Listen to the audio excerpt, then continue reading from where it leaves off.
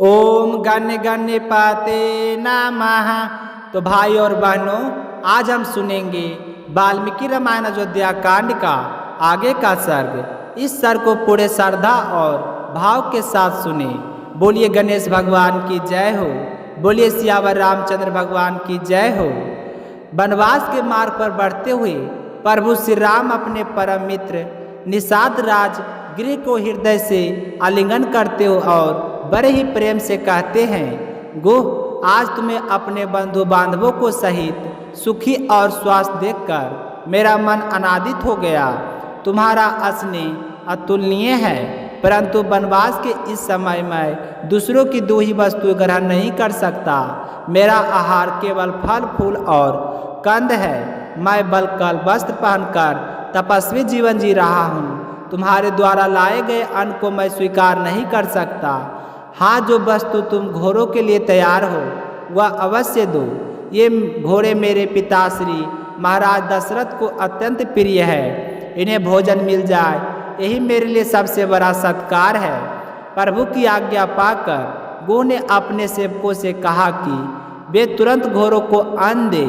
इसके बाद संध्या समय श्री राम ने उपासना की और भोजन के नाम पर केवल लक्ष्मण द्वारा लाया गया जल ग्रहण किया। यह देखकर निषाद राजगुह का हृदय दुख से भर उठा। रात्रि का समय हुआ। श्री राम सीता ने भूमि पर ही शरण की छैया बिछाई और शयन किया। लक्ष्मण ने उनके चरण धोए और कुछ दूरी पर एक वृक्ष के नीचे जाकर जागरण के लिए बैठ गए। गो यह सब देखकर व्याकुल हो गया।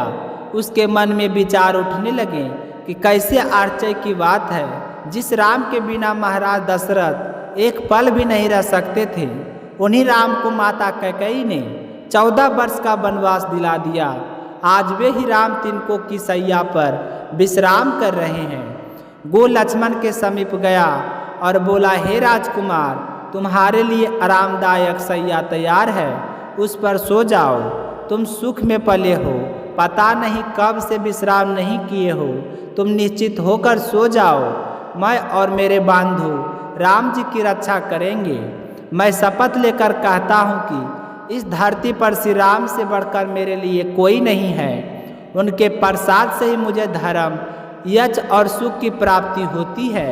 तुम चिंता मत करो, मैं पूरी रात सेना सहित धनुष बाण लेकर उनकी रक्षा करूँगा।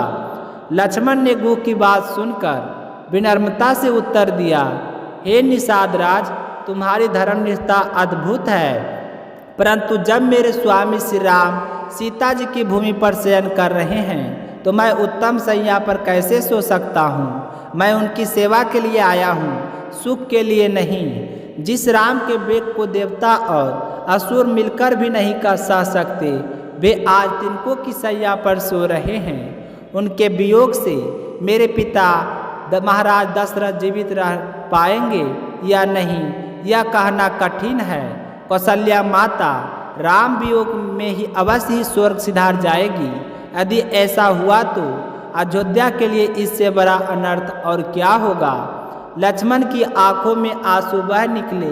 वे बोले, दुष्ट कैकेयी ने भरत का राज्याभिषेक कराने के लिए मेरे प्रभु को वनवास दिला दिया। अब ना जाने अयोध्या का क्या होता होगा।